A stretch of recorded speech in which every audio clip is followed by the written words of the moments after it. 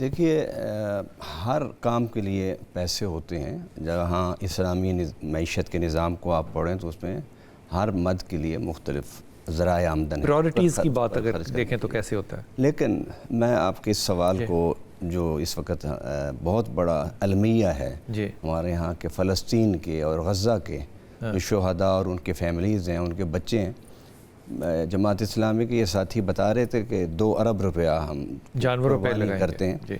تو میں ان سے درخواست کروں گا کہ جماعت اسلامی ایک مذہبی فکری جماعت ہے، تو وہ اپنے ہاں علماء کا ایک اجلاس بلا لیں اور اس میں یہ بحث کریں کہ ہم ان پیسوں کا قربانی کا جانور ذبح کرنے کے بجائے اگر اسی پیسے کو علماء اپنے خرچے پہ چلے جائیں گے بحث کرنے کے لیے؟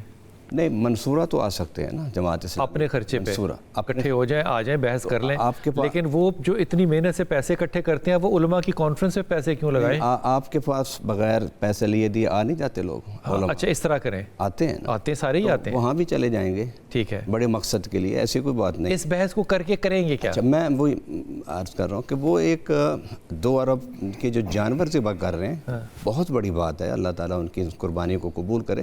لیکن ایک نیشنل یہ نہیں ہے المیہ، یہ انٹرنیشنل المیہ ہے. اور امت مسلمہ کے بچے جو ہیں وہاں پر ابھی بھی غزہ میں مارے جا رہے ہیں اور ان کو بمبار کی جا رہی ہے. کریں کیا؟ یہ 2 ارب روپے کا کیا کریں؟ یہ ایسے کریں کہ ایک علماء کے ایک اجلاس بلا لیں جس میں علم والے علماء ہوں اور تحقیق والے علماء ہوں.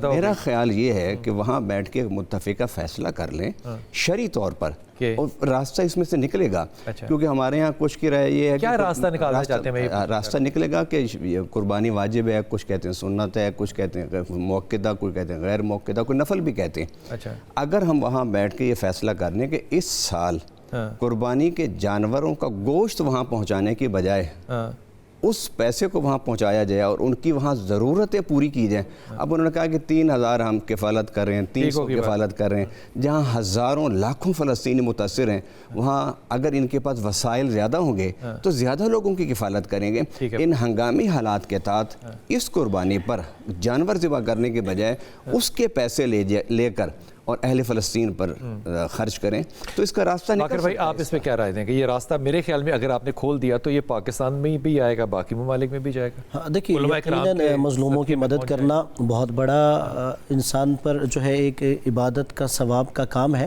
لیکن کیا ہم ایک رکن کو کسی دوسرے کا متبادل قرار دے سکتے ہیں؟ اب مثلا اگر میں یہ کہوں کہ میں قربانی کی جگہ پر میں کسی کو پیسے وہ صدقہ دے دیتا ہوں، ہاں جی، نہیں، اس میں یہ کہ مجھے قربانی کا اجر و ثواب تبھی ملے گا جب میں قربانی دوں گا.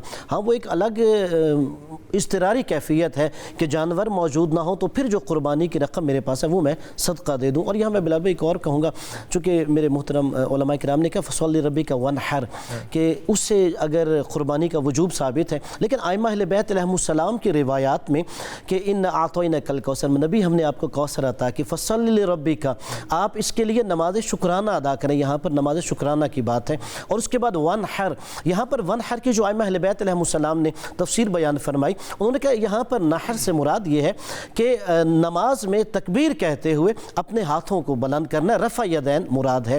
اس لیے کہ حدیث ہے لکل شیء زینہ وزینۃ الصلاۃ رفع الایدی عند کل تکبیرہ، ہر شے کی ایک زینت ہوتی ہے اور نماز کی زینت یہ تکبیر کہتے ہوئے ہاتھوں کو بلند کیا. ایک بات، جی، قربانی رکن نہیں ہے اسلام کا، اس کی تھوڑا سا اصلاح فرما لیں. اچھا، 5 رکن ہیں، اس میں قربانی کا کوئی ذکر نہیں ہے. ٹھیک ہو گیا.